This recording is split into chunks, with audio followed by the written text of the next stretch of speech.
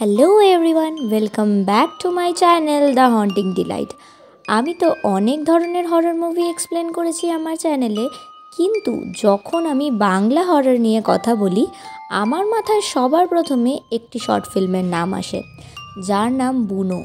2018 সালে হইচইতে রিলিজ হওয়া এই 21 মিনিটের শর্ট ফিল্মের লাস্ট টুইস্টটা আপনি শুনলে অবাক হতে বাধ্য। আমার চ্যানেলে এছাড়াও ঘোড়া পাক এবং মশারির মতো অসাধারণ সব শর্ট ফিল্ম এক্সপ্লেন করা আছে। আমি লিঙ্কগুলো কমেন্টে পিন করে দেবো, আপনি চাইলে সেখান থেকে চেক করতে পারেন। এবার চলুন জেনে নেওয়া যাক বুনো শর্ট ফিল্মের স্টোরি।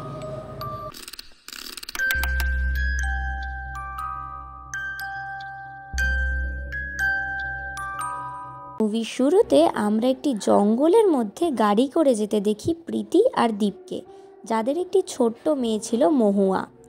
দীপ একজন ফরেস্ট অফিসার হওয়ায় আর জঙ্গলে হাতিদের উপদ্রব পাশের গ্রামে বাড়ায় তার ট্রান্সফার হয় এই জঙ্গলের অফিসে। গাড়িতে বসেছিল প্রীতি, যে অনেকক্ষণ তার মেয়েকে ঘুমিয়ে পড়তে বলছিল, কিন্তু তার মেয়ে কিছুতেই ঘুমায় না।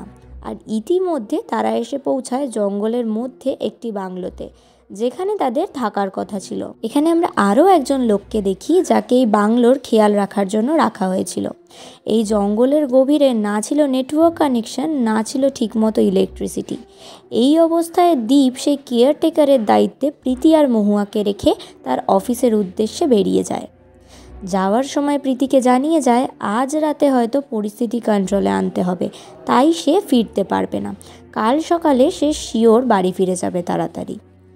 এবার প্রীতি তার মেয়েকে খাওয়াতে গেলে তার মেয়ে খেতে চায় না। বারবার মুখ ঘোরালে প্রীতি তাকে ভয় দেখানোর জন্য বলে, তুমি যদি না খাও এবার কিন্তু আমি জুজুকে ডাকবো। যেমন আর 5 জন মা তার বাচ্চাদের খেলার ছলে ভয় দেখিয়ে খাওয়াতে যায়, ঠিক সেইভাবে সে বারবার বলতে থাকে, জুজু আয় তো, মহুয়া খাচ্ছে না, জুজু আয়। তখনই হঠাৎ দূর থেকে কেউ বলে ওঠে, আসছি। এটা শুনে প্রীতি খুব অবাক হয় আর বাইরে চেক করতে যায় যে কেউ ইয়ার্কি মারলো না কি, কিন্তু বাইরে কেউ ছিল না। সে বাড়ির কেয়ারটেকারকেও ডেকে জিজ্ঞাসা করে যে তুমি সাড়া দিয়েছিলে নাকি, কিন্তু সে জানায় সে তো কাজে ব্যস্ত ছিল। এরপর আস্তে আস্তে রাত হয়। সেই কেয়ারটেকার বাড়ির সব কাজ গুছিয়ে নিজের বাড়ির উদ্দেশ্যে বেরিয়ে যায়, আর প্রীতি দরজা লক করে তার মেয়ের সাথে ঘুমাতে যায়।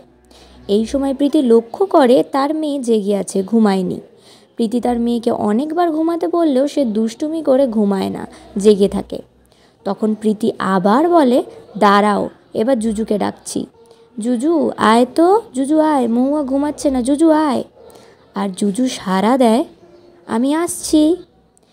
এবার এই কথা শুনে প্রীতি খুব ভয় পেয়ে যায়।